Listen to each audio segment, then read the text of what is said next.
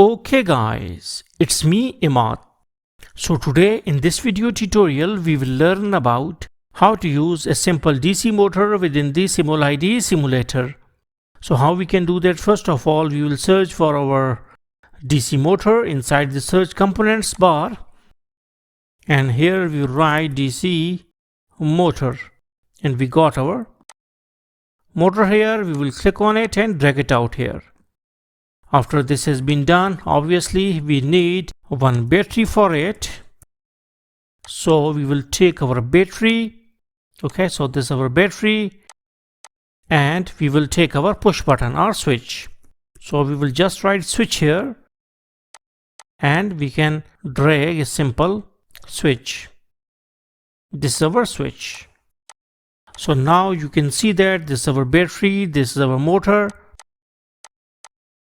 And what we need to do is we need to click on the battery and we will write rotate clockwise. Okay, so that we can connect the positive end of the motor with the positive end of the battery and the negative end with the negative end of the battery via this switch.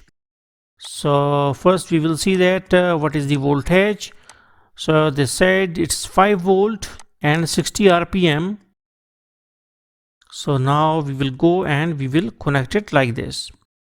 Positive with that of positive end of the battery, one side of the switch with the negative end of the battery, negative end of the motor with the second side of the switch.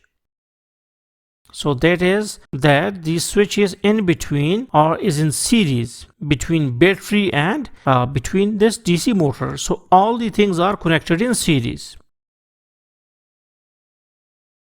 So now we run it out. Let me see what's the problem. This is 5 volt. Yes, okay. Okay, so now we need to press the push button. Oh, there's a stop. Run it out and like this.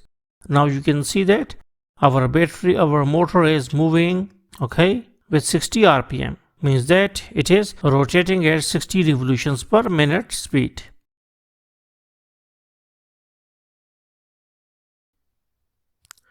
So in this way we can simulate our DC motor. So hopefully you got the concept that how you can use the DC motor within the simulide platform. So thanks for visiting our channel and don't forget to subscribe.